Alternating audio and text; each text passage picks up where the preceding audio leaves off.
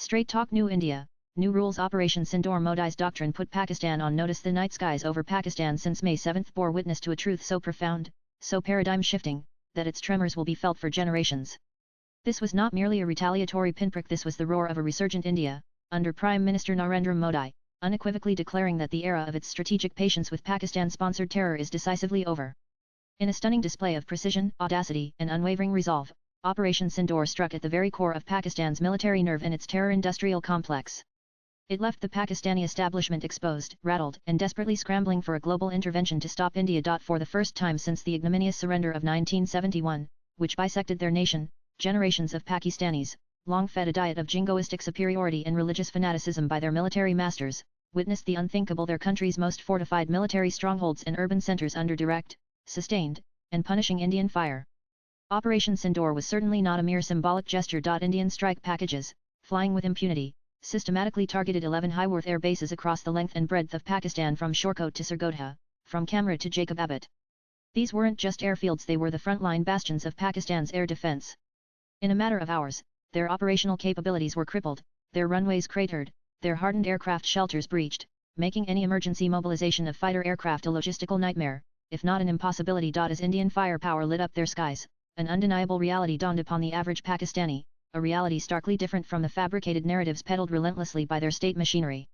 The psychological scar of that night runs deep, a visceral understanding that the sanctuary their territory once offered to terrorists targeting India is now definitively, and violently, over. The illusion of invulnerability, so carefully cultivated for decades by the Rawalpindi GHQ, was shattered into a million pieces under the weight of Indian ordnance. The sheer scale and audacity of Operation Sindoor sent Pakistan's military chief, General Asim Munir, into a tailspin of panic. Reports emerged of frantic calls to world capitals, not with defiance, but with desperate pleas, begging the international community to intervene and stop India. Having catastrophically failed to deter or defend, Munir resorted to the only card Pakistan has ever played with any conviction: the nuclear bluff.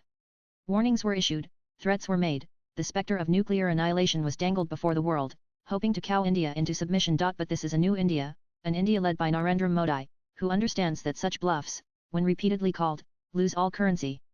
With the world watching, and Pakistan flashing its nuclear card with trembling hands, India doubled down. In broad daylight, further waves of Indian aircraft revisited key Pakistani air bases, delivering yet more punishing blows. The message was an electric shock to the Pakistani system and a clear signal to the global community: India will not be deterred by nuclear blackmail when its national security is at stake. The bluff had been called, spectacularly and humiliatingly. Nan Operation Sindoor was not limited to degrading Pakistan's conventional military capabilities. It struck at the very fountainheads of its terror enterprise.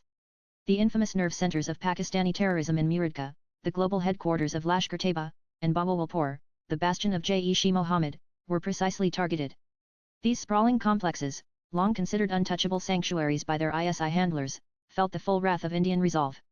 The message was clear: those who plot, train, and launch terror against India will find no safe haven, no matter how deep within Pakistani territory they hide. Furthermore, in a move demonstrating both India's capability and its nuanced approach, specific religious seminaries and madrasas were also neutralized. This was not an attack on faith, but a surgical strike against terror infrastructure masquerading as religious instruction. This bold action sent a dual message to the world: firstly, India will not shy away from striking at the roots of terror, wherever they may be embedded. Secondly, by focusing only on those facilities directly involved in the terror pipeline, India signaled that its fight is with terrorism, not with the broader religious life of Pakistan, thereby preempting Pakistani attempts to portray India's actions as an attack on Islam itself.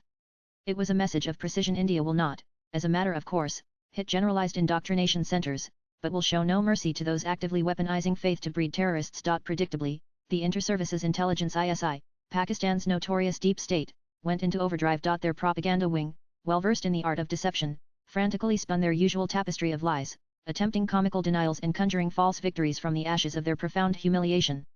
Yet, for all their efforts, they continue to underestimate the intelligence of their own people. While the state-controlled media parroted the official line, ordinary Pakistanis, who saw the flashes, heard the roars of Indian might, and felt the tremors of impact, are no longer so easily fooled.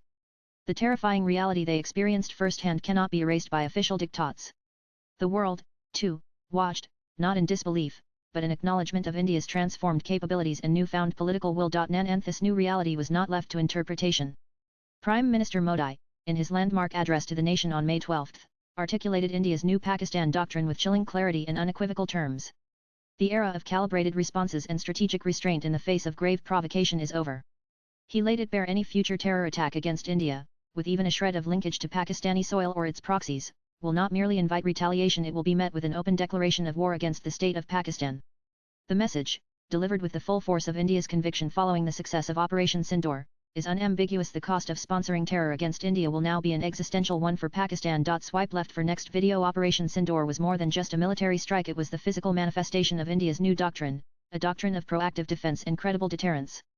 Prime Minister Modi has demonstrated that India's patience has limits, and its response will be swift, decisive and overwhelming. Pakistan has been served notice in a language it cannot feign to misunderstand. The old rules are gone. India has drawn a new red line, not in ink, but in fire, and its name is accountability. The boss has spoken, and the message has been delivered. Views expressed in the above piece are personal and solely those of the author. They do not necessarily reflect NEWS18's views. Latest blogs.